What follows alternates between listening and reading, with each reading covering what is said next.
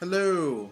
This, as the title says, this is Kingu Kongu tai Gojira, which is basically loosely translated as King Kong versus Godzilla. Now, any true Godzilla fan can tell you that this film, they might love the movie, but in terms of the continuity of Godzilla films, it is a little questionable. So,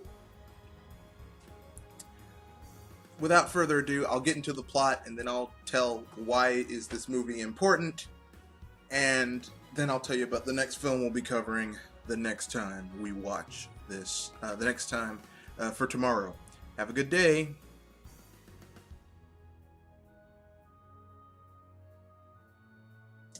Okay then, here we go. The plot starts out like this.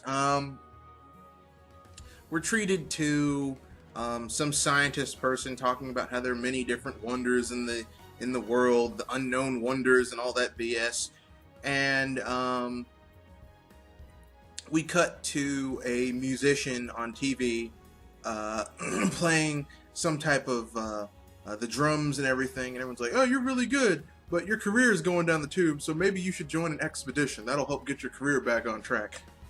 And this guy is forced to go on some expedition. Meanwhile, a U.S. base is near some mysterious island that's covered with ice, and they send out. They report some disturbances, so they send a survey helicopter out to see what's going on.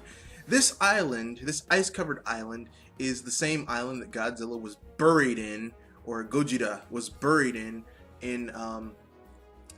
Gojira Raids Again, or Gojira's counterattack. So basically, things are turning rough yet again. Okay, so basically, when they get there, they discover that these two survey pilots like, what is that? I don't know. What is? And then the dude in the suit breaks out of the styrofoam set, and they're like, "It's Godzilla!" They return back to base, and hilarity ensues because the military once again has tanks and missiles and jets, and they just can't do shit against Godzilla because Gojira is the king of all monsters. So we cut back to our musician slash comedian. He's the comic relief for the film. And he's on this mysterious island that is, it's a transplant for King Kong's Lost World from the 1933 film, except it's got like Japanese people wearing blackface, and yeah, it's really kind of fucking racist. But anyway, so basically, we discover that King Kong lives on this island, and there's this mysterious berry that the village people, I guess the village people, YMCA, the village people make this alcoholic beverage which makes Kong drunk and high and sleepy, and the people are attacked by a humongous gigantic octopus which King Kong fights, beats off. It returns back to the sea. Then he proceeds to get drunk, high, and sleepy, and they start playing their drum music, which puts him to sleep, and he just falls out like a baby. Meanwhile, Godzilla is basically rampaging all over Tokyo, or about to rampage all over Tokyo. The scientists who were in the expedition come to the conclusion that maybe King Kong can be, if they drug him and put him to sleep, they can make him fight Godzilla. So basically, they get the village people to give him some more of that juice. They get him drunk, they tie him to a raft, and they're going to ship him to Tokyo where he can fight Godzilla. Now, here's where things get a little funky. He wakes up in the middle of the trip and breaks free and goes underwater, and then appears magically and swims all the way to the shore, and he and King and Godzilla meet up. Gojira. And it's not a battle for the ages. This battle is okay. King Kong throws some rocks at Gojira. You know, standard King Kong stuff. Ultimately, um, King Kong escapes because Gojira has the high ground and fucking fire breath, which King Kong can't deal with. Next, swipe that over.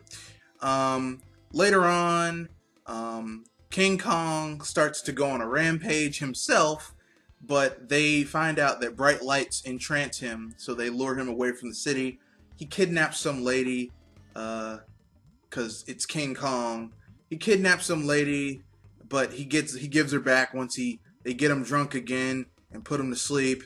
They airlift his ass to Godzilla, and they fight a second time.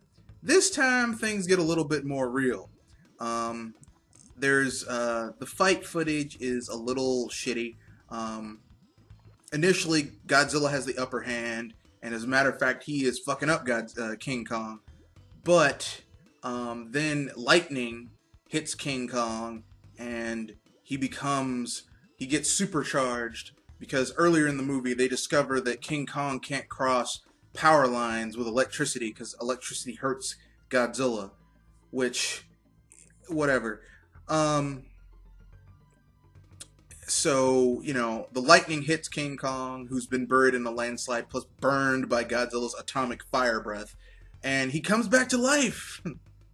And he proceeds to beat the hell out of Gojira, and then they both fall into the water, and King Kong swims to the surface and swims back to his island home. And that is the end of this movie.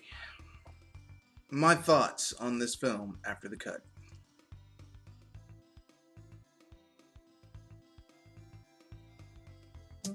Okay then, where to get started? Basically, you need to understand three things about this film. It was Toho's attempt to make a big budget monster film, and they did. And it's not bad for the time, but there are some issues with this film that, as a Godzilla fan, I have to just that I'd be remiss if I didn't mention and equivocate on. Or not equivocate on, expand upon why I have issues with this. First of all, they make King Kong and Godzilla the same size. Godzilla is much bigger than King Kong, okay? Let's break it down, okay? King Kong climbs the Empire State Building in the original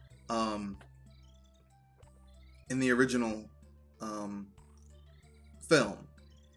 Godzilla is like half the size, initially, is like half the size of the Empire State Building. They made King Kong bigger than he actually is in order to fight, in order to make the fight seem equable. 2, they give Godzilla the weakness of walking through electricity hurts him. Now, we've seen 2 movies where Godzilla tore down electrical wiring, getting electrocuted in the process like it wasn't shit. Just, get the fuck out of my face. And 2, King Kong, aside from his astounding strength, has no powers. He doesn't. It boggles the mind why they let King Kong win this battle. I guess they didn't want to offend American sensibilities, but I can tell you right now, I'm going to watch the new Godzilla film. I was going to watch it yesterday, but something came up. I'm going to watch it Saturday. I'm not going to be upset when Godzilla fucks up the military. Look, a dudes with tanks, missiles, jets, and bombs versus something that shit is like having a small gnat just bouncing on you. Maybe if they stayed out the way, I mean, you know, that little shit ain't gonna do shit against Gojira. But I digress. This film had one of the most infamous at the time fight scenes because their budget, they didn't want to mess up the suits, so they used puppets on sticks to simulate a fight behind some scenery of King Kong and Godzilla like really duking it out. And the reason they didn't want to mess up the suit is because they later went on to make King Kong Escapes with the same suit. King Kong Escapes, where they created a Mecha Kong, if you will, to fight King Kong.